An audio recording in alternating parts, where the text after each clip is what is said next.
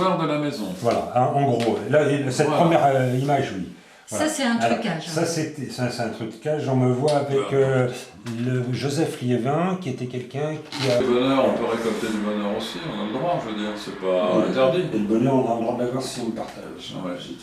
Voilà, tac. On a fait une petite ouverture pour pouvoir accéder directement. Très basse ouverture, même, dites, je vois pas de linteau là, mais... Non, on n'a pas fait de linteau, on a fait des briques en voûte. Un peu surbaissé. Ouais. Dans ma tête et tout. Donc il y a des fois j'ai fait des modifications qui auraient pu être mieux faites que ça. Voilà, donc... Est-ce que vous êtes confronté avec des problèmes de permis de construire? Aucun. Aucun. Expliquer une petite anecdote, parce que les bâtiments de France, on devrait que c'était pas trop mal que ça, ce qui avait été fait. C'est ce bâtiment de France anglais. Et puis, ils ont demandé si on voulait en faire partie, que ça soit visible depuis la rue, et puis que de temps en temps on accepte d'ouvrir aux journées du patrimoine, donc on était toujours d'accord. Voilà, donc vous voyez, elle était complètement magnifique, la charpente. Mise à nu. Voilà, donc ensuite on a mis les tuiles, comme ça on pouvait... En fait, c'était une grange complètement aveugle. Une longère en fait. Une longère. Une longère, avec la grange qui était en abus. Oui. Ici, c'était quand même une maison habitée. Donc après, on a démarré en même temps. Et vous aviez quoi? Vous étiez agriculteur? Du tout. Du tout. Vous aviez un métier? Oui, j'avais un métier, oui. J'ai travaillé à la cristallerie d'Arc pendant 5 ans, après avoir fait 5 ans dans les énergies et tout ça. Ouais. La terre à torcher, on est allé la chercher dans la pâture. Voilà. Donc c'est de l'engin. Donc là, vous verrez que... Oui, il me semble. Là, ça ressemblait du fond. C'est de la paille. Peut-être qu'on avait demandé de la paille avec des fétus assez longs. On n'avait pas demandé de la paille d'orge. Parce que ça me paraît assez fin quand même. Voilà. Hein. Par contre, on n'a pas... les lattes, on est allé les chercher chez Migmat. Parce qu'on n'a pas refait les lattes coupées en deux à la plage. On n'a pas tout fait pareil. Quoi. Voilà, donc là ici, on voit avec la terre. Voilà. Et on crée un espèce de quadrillage avec la fourche pour que l'enduit puisse se tremper comme il peut dessus. Ah oui, parce que le torchis, en fait, il y a 2 éléments qui participent de sa stabilité, c'est la terre argileuse, d'une part. Il ne faut pas trop en plus. Non, on est d'accord. Il faut 40%. Et comment dire, la paille qui le maintient en liant. Qui l'empêche de couler, de fluer, on va dire. C'est une espèce de liant. Le torchis, c'est assez simple en fait. On met une grande bâche dans la cour, de la paille, de la terre. Des personnes avec des bottes malaxent le tout, bien sûr on y met de l'eau.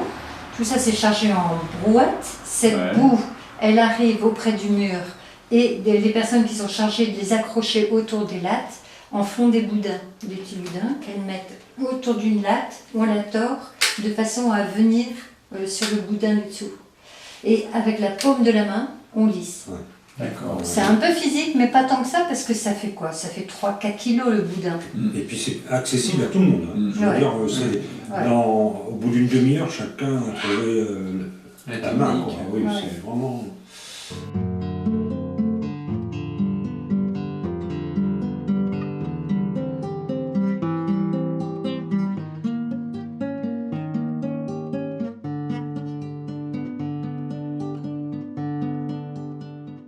Tu vois justement que là on faisait vraiment ça en dehors des heures parce que le début de la 2007.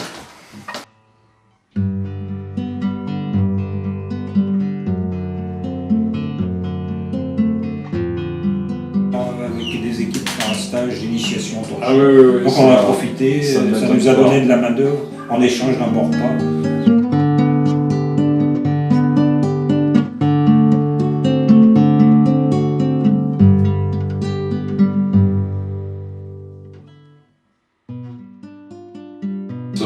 De la maison. Oui, maintenant je viens de me souvenir que je dois en avoir un dans l'acte notarié. Mais comme je suis plutôt à travailler de façon plus sensible qu'autre chose, je ressens comment les choses ont été faites, les personnes qui ont travaillé sur. Donc en 1734, ils ont fait la ferme qui est à côté, comme je dis, du temps des rois. Et à mon avis, à l'époque, on avait besoin absolument d'outils. Donc la forge qui est là, elle a dû être montée à peu près de la même époque. Et je pense d'autant plus que je suis dans la vérité que quand j'ai refait le foyer de la forge, j'ai découvert en le démontant qu'il était plus petit et que les fondations anciennes étaient plus grandes. Donc j'ai refait sur les anciennes fondations qui étaient du 18e à mon avis. Pas avoir restauré à l'authentique, à l'identique. À l'ancienne. Ouais, à l'ancienne. Ouais. L'idée c'était on va restaurer à l'ancienne tout en palliant les travers qu'ont pu rencontrer nos pères. Un des grands travers qu'ils savaient, c'était l'humidité des fondations. Donc les fondations, on faisait méthode moderne. Par exemple, les ossatures bois ici, au-dessus de la fondation, avant de poser le bois, j'ai toujours mis un carton bitumé pour empêcher les remontées d'eau qui pourrissaient complètement les ossatures bois. On a passé l'électricité, on a passé des tuyaux. Oui, tout ce qui est confort. L'idée c'était, bon, d'abord on a la chance d'être en harmonie de penser avec Moulette, hein, ça c'est important, quoi, parce qu'il faut tous les deux comme ça, s'il y en a qu'un, ça va pas. Alors que nous, mais ils étaient obligés de se débrouiller avec des matériaux qui étaient locaux. Donc ils ne pouvaient pas faire d'erreurs profondes d'un point de vue de l'esthétique. Ils étaient forcément intégrés avec leur milieu. Donc c'était de dire, si on ne veut pas faire d'erreurs esthétiques, ni par rapport aux générations futures, il faut laisser des matériaux qui sont locaux et qui sont éminemment recyclables par la suite. Le torchis, on retire l'enduit, on le remouille et il est reparti, on jette de la paille, c'est formidable. Là, les pierres, on les récupère, on les retaille, on fait des murs, quoi. C'était l'idée. Alors que le béton, on casse et puis à part faire des routes, c'est pas mal à faire. C'était un peu l'idée. Et puis l'idée, on risque moins de faire d'erreurs d'intégration de l'homme avec son milieu. C'était toujours l'idée que l'homme, on doit essayer de ne pas être une tâche, quoi. On est comme un maillon.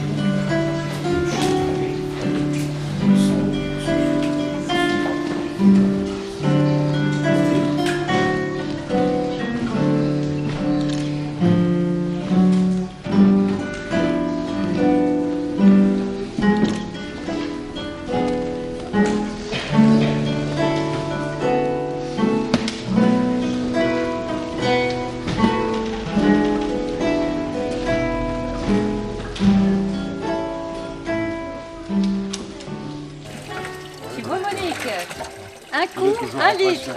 Oui. Un coup, 1 litre? Non, pas tout à fait. Mais on doit être facilement aux 3 quarts. Quand c'est un bon coup comme ça, on y arrive.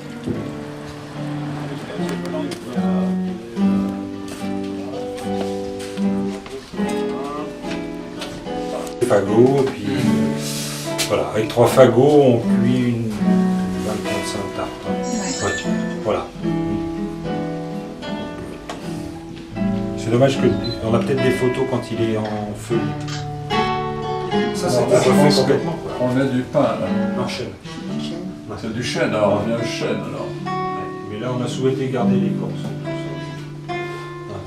Comme c'était pas des grandes masses. C'est bien. Ah, c'est bien. Mais plutôt Les infusions barbares. voilà, c'est ça. Je sais pas. Les invasions barbares, les mouvements des peuples.